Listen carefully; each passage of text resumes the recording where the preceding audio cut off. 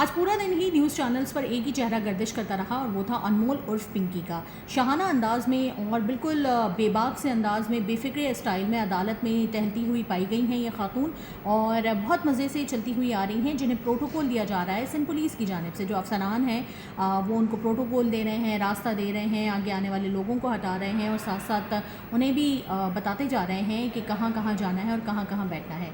तो ये जो खातून है अनमोल उर्फ पिंकी, क्या लगता है आपको, कोई अदाकारा है? अल्फाज से तो जो उनका नाम है उससे तो बज़ाहिर ऐसे ही दिख रहा है, लेकिन ये कोई अदाकारा नहीं है बल्कि बहुत बड़ी ड्रग डीलर हैं, यानी कि कोकेन वगैरह का धंधा करती हैं। ये इंतहाई ख़तरनाक पहलू है उनकी शख्सियत का कि जिसमें हमें पता चलता है कि एक औरत कोकेन का धंधा करती है और पूरे शहर में ही ये कोकेन सप्लाई करती हैं, जिसमें जो ख़रीदार हैं इनके वो पॉश इलाकों के, बहुत बड़े बड़े घरों के जो स्टूडेंट्स हैं, जो नौजवान तबका है वो इनसे ख़रीदता है। जो सबसे कम मालियत की कोकेन है वो ये 25,000 रुपये में देती हैं और ज़्यादा मालियत की कोकेन का तो कोई हिसाब किताब ही नहीं है। ख़ुद इन मौसूफ़ा का अपने कारोबार के हवाले से कहना है कि मुझसे बेहतरीन जो कोकेन है कोई बना नहीं सकता। उनका कहना है कि मैं जिस तरीके से कोकेन बनाती हूँ, जिस तरीके से मैं ये जो पैकेज है वो बनाती हूँ, इससे ज़्यादा बेहतरीन कहीं आपको नहीं मिलेगा। बात करें अदालत में इनकी एंट्री की, तो एंट्री में जिस अंदाज से ये आ रही थी, लग नहीं रहा था कि ये कोई मुजरिम या मुलजिमा है, बल्कि लग रहा था कि ये रैंप पर वॉक करती हुई कोई मॉडल है। इर्द गिर्द इनके जो हैं वो पुलिस वाले इनको प्रोटोकॉल दे रहे थे, रास्ता दिखा रहे थे और इनका शाहाना अंदाज़ कुछ इस किस्म का था कि ये एक हाथ में बोतल पकड़ी हुई है, चश्मा लगाया हुआ है, मास्क पहना हुआ है। हालांकि ये इतनी बेशर्म है कि इनको अपना मुंह छुपाने की ज़रूरत नहीं है। जो इनकी ऑडियो वायरल हुई है उसमें ये बोलती हुई पाई जा रही हैं कि पूरे कराची में हम धड़ल्ले से कारोबार कर रहे हैं, पकड़ सकते हो या रोक सकते हो तो रोक के दिखाओ। तो खुलेआम जो औरत धमकी दे रही है उसे मुंह छुपाने की क्या ज़रूरत है? बहरहाल हो सकता है कि उसने धूप से बचने के लिए ये मास्क लगा लिया हो। इनका जो कारोबार है वो नया नहीं है। इनके जो अब्बा हैं वो भी इसी कारोबार में मुलव्विस थे, इनका भाई भी इसी कारोबार में मुलव्विस था। गुज़िश्ता साल जो एक वाक़या पेश आया था अरमगान केस, जो आप सब ने ही सुना होगा, उसमें भी कोकेन और मनशियात का बहुत इस्तेमाल किया गया था और उस हवाले से काफ़ी बात हुई थी। तो उस केस के मंजर आम पर आने के बाद ये अंडरग्राउंड हो गई थी और ये लाहौर चली गई थी, लेकिन जब मामला ठंडे हुए तो ये वापस आ गई और इसने अपना दोबारा से ये मकरू धंधा शुरू कर दिया। अब इसमें एक बात काबिल गौर है कि क्या पुलिस को और कराची की जो पुलिस है, जो सिंध पुलिस है, क्या उनको नहीं पता होगा कि एक ऐसी औरत भी है कराची में जो इतना बड़ा रैकेट चला रही है, इतना बड़ा कार्टेल चला रही है मनशियात के हवाले से? यकीनन पता होगा, सभी वाकिफ़ होंगे। और जिस तरीके से उसको प्रोटोकॉल दिया जा रहा था उससे लगता है कि वाकफियत कोई कम नौइयत की नहीं है बल्कि गहरी वाकफियत लगती है। जो पुलिस वाले हैं वो काफ़ी मुतासर दिखाई दे रहे थे पिंकी से। न सिर्फ ये कि बहुत शहाना अंदाज में ये अदालत में टहल रही होती हैं, बल्कि बहुत आराम से कुर्सी पर बैठकर अपना बयान भी रिकॉर्ड करवा रही होती हैं और जो पुलिस अफसरान हैं वो मैडम मैडम करते हुए पाए जाते हैं। इसके अलावा ये अपने वकील से मोबाइल फ़ोन लेकर बात भी करती हैं और वहाँ पे मौजूद जो अफसरान होते हैं या जो वहाँ पे मौजूद इनके नुमाइंदे होते हैं, जो इनके कारिंदे होते हैं, उनसे हंसी मजाक भी करती रहीं। क्या पुलिस वालों का रवैया तमाम ही मुलजिमों को जो अदालत में पेश होते हैं उनके साथ ऐसे ही होता है?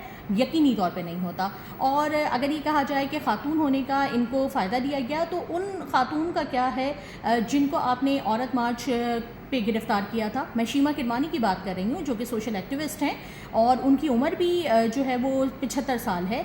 उनको किस बेदर्दी से गिरफ़्तार किया गया था? तो आसिफा भुट्टो जो कि ख़ुद एक खातून हैं और ख़ातून अव्वल हैं और उनकी गवर्नमेंट में ये सब कुछ हो रहा है, तो क्या वो इन चीज़ों का नोटिस नहीं ले रही कि किस तरह एक सोशल एक्टिविस्ट को तो हमारी सिंध पुलिस जो है धक्के मार के पकड़ लेती है और एक जो कोकीन की डीलर है, जो कि इतनी बड़ी एक मुलजिमा है, जो इतना कराची में गंद फैला रही है, उसको प्रोटोकॉल दिया जा रहा है। तो ये बातें काफ़ी काबिल गौर हैं कि इस तरह का रवैया हमारा मुजरमान के साथ किस किस्म का हमारी पुलिस का रवैया है और उन लोगों के साथ किस किस्म का रवैया है जो सिविल सोसाइटी के मेंबरान हैं, जो माशरे को कुछ अच्छा बनाने की कोशिश कर रहे होते हैं।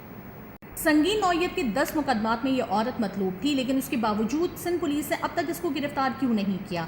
गार्डन से इसकी गिरफ्तारी जाहिर की गई है, लेकिन सवाल ये पैदा होता है कि जब ये 10 मुकदमात में मतलूब थी और वो संगीन नौइयत के थे, तो अब तक इसे गिरफ्तार क्यों नहीं किया गया था? ये किसकी ज़ेरे सरपरस्ती काम करती रही? और अब अगर गिरफ्तार किया गया है तो उसकी क्या वजह है? ये दोनों सवाल बहुत ही अहम हैं, क्योंकि अगर गिरफ्तार नहीं किया गया था तो यकीनन इसके सर पे किसी ऐसे का हाथ था जिसकी वजह से इसे गिरफ्तार नहीं किया गया था। और अब अगर गिरफ्तार किया गया है तो यकीनन वो हाथ इसके सर पे से हट गया है या फिर इसका कोई झगड़ा हुआ है जिसकी बिना पर सिंध पुलिस ने इसे गिरफ्तार किया।